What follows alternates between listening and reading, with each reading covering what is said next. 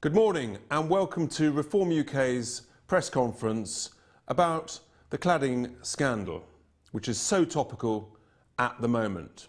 Now, imagine you've got a car and your car manufacturer writes to you and says your steering wheel is faulty and dangerous.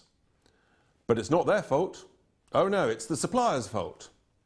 So you complain to your warranty provider.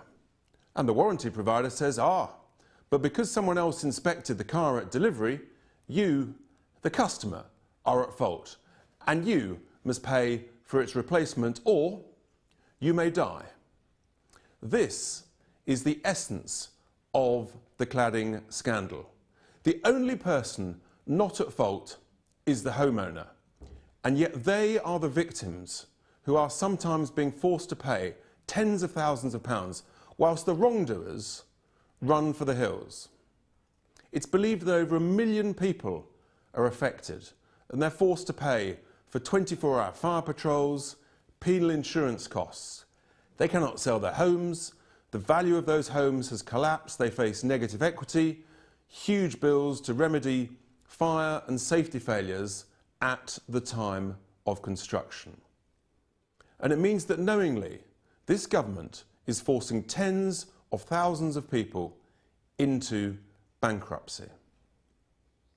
Now, the cladding scandal, in reality, it's the product of decades of failure. Firstly, by government, due to weak building regulations that were badly enforced by inspectors, some of whom were too close to the house builders. Secondly, by the house building industry itself, which I'm afraid has a long track record of poor customer service and poor quality of construction.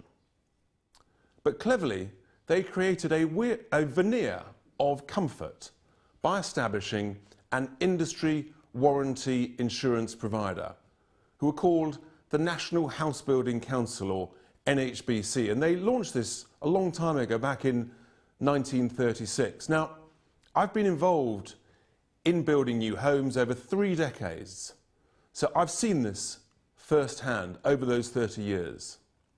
The truth about construction is that it is difficult, and over time new technologies come along, and sometimes, yes, there are problems. 80 years ago it was the new wonder material asbestos that turned out to be a major problem. 60 years ago it was high alumina cement. 40 years ago it was timber framed housing. And now, over the last 20 years, it's cladding. The whole point of a warranty insurance scheme is to protect against exactly this sort of issue. Which takes me on to the NHSBC. The NHSBC warrants some 80% of all new homes, and they proudly in their accounts describe themselves, and I quote, "The purpose is to build confidence in the construction quality of new homes by addressing, inspecting and directly insuring new homes." They go on to say, "We use our unrivalled expertise to improve the construction quality of new homes and to provide protection for the homeowners who purchase them." That all sounds very good, doesn't it? But the truth is, in the industry, the NHSBC is known and viewed simply as marketing gloss for the house builders, who historically had seats on the board and very, very close links. The NHSBC is simply not good enough. The chance of a successful claim is very, very low. Their response times are poor. You've only got to look at Trustpilot, where they've got a score of just over 1 out of 5 from hundreds of unhappy customers. This is simply unacceptable in such an important part of our economy. I put it to you, the car industry and their customers wouldn't put up with it, nor should the house building industry and homeowners have to put up with it. The NHSBC has been almost silent in this scandal, despite insuring large numbers of the buildings involved. Now, I've asked, but they've refused to answer my questions about how many buildings they've got claims against, how many warranty customers are involved in those potential claims, and how many buildings the NHSBC, have refused claims against. But it is clearly a large number based on discussions with leaseholders, what you read in the press, and on social media. The NHSBC have conceded that they've accepted claims on just 20 buildings, bearing in mind they insure 80% of all new homes. Now, the NHSBC is a not-for-profit entity. It doesn't have shareholders, nor does it pay dividends. And it has reserves and assets of £1.9 billion. I repeat, it has reserves and assets of £1.9 billion. Now, the lack of transparency is shocking. They spend more time in their latest report and accounts talking about topping up their pension scheme than they do about how to help customers resolve their cladding claims. Now, the government's proposals to resolve this cladding scandal, which were confirmed by whipping votes in the House of Commons last week, they are woefully inadequate and they are deeply discriminatory, not only in terms of the height of the building, but also location. Now, they're only going to cover leaseholders for buildings over 18 metres in height. So they are deliberately penalising those in buildings a few centimetres lower in height, even though they're suffering exactly the same problems on buildings above 18 metres. Now, the Secretary of State responsible, clearly, he doesn't have any cladding in any of his 4 homes, so he's untroubled by this crisis. But the government's proposals, they do not cover many of the fire safety failures, installation problems at the time of construction. They don't cover the extra waking watch costs or the extra insurance costs, and nor do the proposals use this opportunity to address the future long-term warranty scheme in order to enable a better response in the next couple of decades when inevitably the next problem emerges. But we're Reform UK. We have a simple 3-part solution that deals with all of these issues.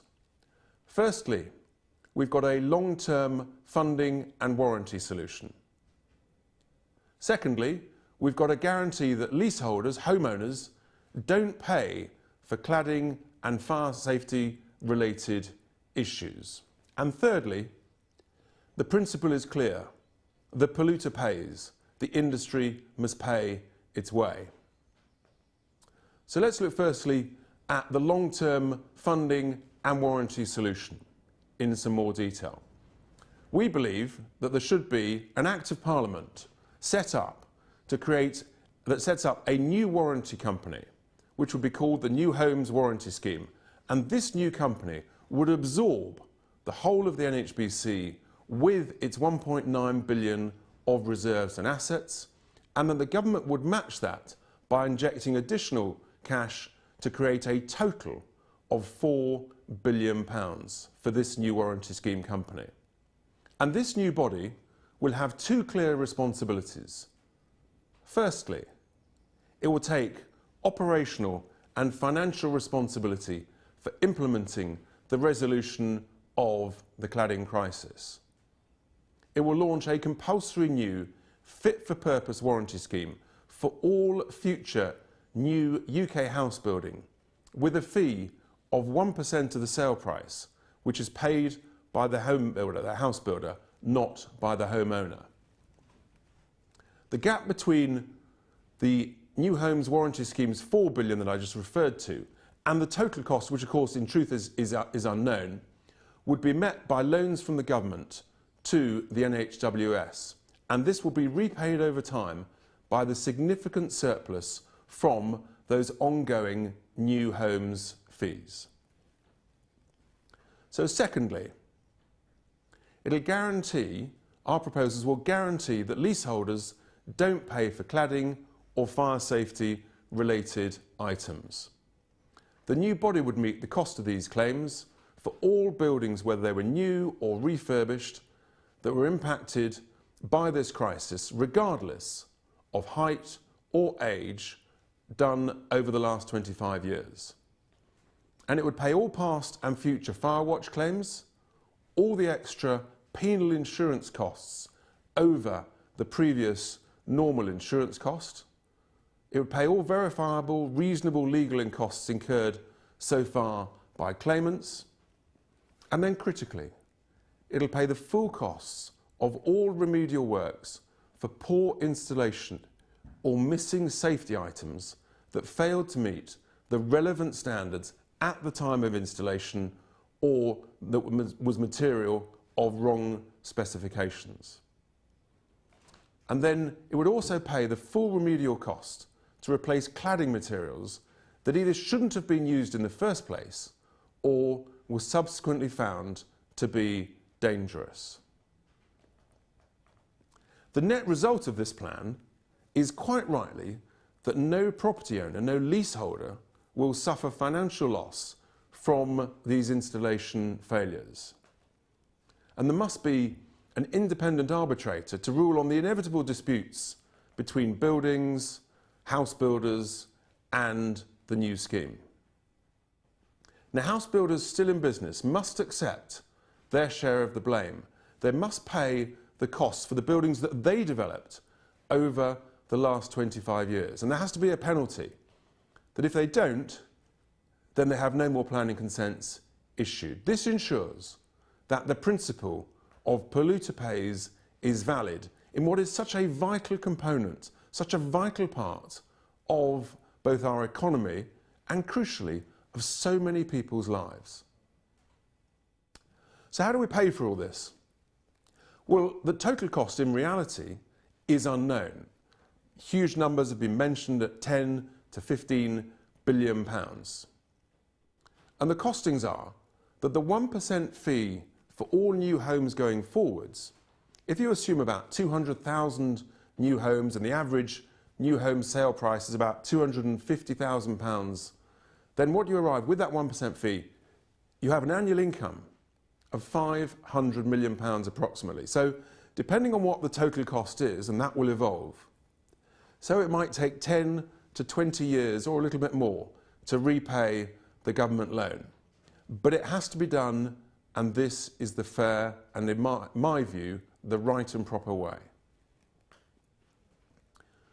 So in summary, Reform UK, we are the only political party that is providing a clear, fair, detailed and long-term plan. And to summarise our three-step solution, it gives a long-term funding and warranty solution, a guarantee that homeowners and leaseholders don't pay for cladding and fire safety-related issues and items. And thirdly, the principle is clear. The polluter pays, the industry pays if they're still in business and trading going forwards. And finally, crucially, it provides new home buyers with a long-term warranty solution and the right level of confidence going forwards that's been so badly damaged. So that concludes the presentation. I think we may have, we've got a question here. Helen Gregory, I think we've got a question. Helen, hi, good morning.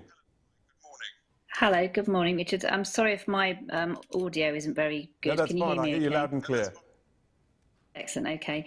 I wondered if you, obviously we write for landlords, it's Landlord Zone, my website. Have you had any feedback or input from landlords, leaseholders in relation to the proposals that you've come up with? Well, as you know, Helen, it's a great question. Of course, landlords can be so varied. It can be almost like one of these investment companies that just owns the ground rents. Sometimes you might have leaseholders that have bought their own freehold. There's such a wide range. Inevitably, most of the time, the house builders themselves still no longer own the freehold. We haven't had specific discussions with landlords, but with my 3 decades of experience, I know what some of those landlords are like, and very often they haven't got the leaseholders' interests at heart. And the way these ground rent investment companies are set up, they don't have huge balance sheets to be able to fund this thing. And that's why this solution, it works. It essentially takes those landlords out of the equation. And I think, given the circumstances, this is the only way. In a sense, those landlords, those ground rent investment companies, in truth, they relied on the warranties, they relied on the specifications and the house builders in the same way that the leaseholders did. So it's a very varied group, and you'll know lots of them. But I think our proposals, in a sense, they overcome that and they deal with the root of the problem and into the future. Does that help, or does... Yes, it does. I mean, obviously, we write for a lot of smaller landlords as well, buy-to-let investors. So Yeah. for them, I would imagine that, you know, this would be good news if they buy into your idea. Yeah, that's right. Because obviously they might have bought the long leaseholds on, you know, a number of flats in a particular development, and for them, you know, this is a huge problem. And again, they've been so let down because they've relied on the warranty. They've relied on the expertise of the house builder. You know, the building regulations, the inspections, you know, they've done all the right thing. They've ticked all the boxes when they took out a buy-to-let mortgage, and they too have been badly let down. Okay, thank you. Great. Thanks, Helen. I think now we've got Melissa Lawford from the Daily Telegraph. Hi, Melissa, morning.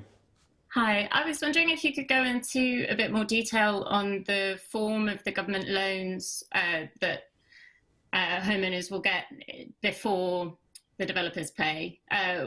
How can buildings apply for these? Who will they be paid to? Who manages them? A great question, thank you. So the government loan will be paid to the new home warranty scheme, not to the homeowners.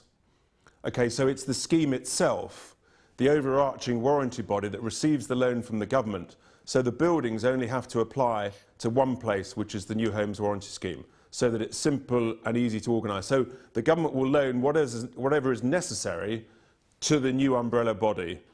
So initially it would have 4 billion, and as I said, we don't know where that cost will end up, but any surplus the government will lend to the new homes warranty scheme. So they're not making individual loans to individual buildings or properties, but just to the umbrella scheme. And then will that scheme manage the remediation works and the cost of the remediation works directly rather than making a payment to the managing agent or a contractor? They would be responsible for funding it, and the individual buildings and the managing agents, they'll have to organise the contracts themselves and get approval from the new homes warranty scheme, and then the new homes warranty scheme would fund all of those payments. But in terms of getting the works actually done and organising it, that'll have to fall on to the freeholders of the individual buildings, because they'll know the specifics of their building, and different buildings will move at different speeds inevitably. It's just the way it works out, isn't it? And then I just had a quick second question. With the initial 4 billion of funding, I mean, I think it's my view that maybe 15 billion is quite a conservative estimate of the total costs. How could you expand a little bit more on the cash flow? What happens when that initial 4 billion has been used up? So when that's used up, that's when the government makes the loans to the new homes warranty scheme, and they will just have to keep loaning in. But obviously, it's making a surplus every year from future new home sales, which I believe will be about £500 million a year. So it's got to lend money in, because inevitably there'll be a huge initial cost as the buildings are repaired and remediated over the next 2, 3, 4 years. You know, it will sadly take some time, as you know, just physically doing it. So the government keeps lending money in, but equally the surplus will be used to repay the loans, or indeed to pay some of the bills. So the key thing is, though, that the scheme will always have enough money to make sure, as quickly as practically possible, that the buildings are repaired and remediated, because that's the only way you cut the cost of the insurance, the fire watch, and also you then remove the blight that all of these buildings are now sadly suffering and facing, and the homeowners are facing. Thank you. So, and your article yesterday was really, I thought, very telling about what I call the discrimination between flats in sort of towns and cities in the north of the UK, where clearly the impact is going to be so much more significant on those homeowners, and so sadly they're much more likely to be forced into bankruptcy than people who may have flats in the south. And you're absolutely right. And I think it was the first time I'd seen that. Thanks, Melissa. Great. So I think hopefully that sets out in a clear way our plans. They're bold, they're ambitious, and we are the only political party that is solving the current problem and providing a long-term, clear, safeguarding future for future home buyers. Now, we're going to be campaigning on this important issue with leaseholders, with homeowners, through until the next general election. What we're absolutely clear is that we at Reform UK, we must make reform a reality. Thank you all very much indeed.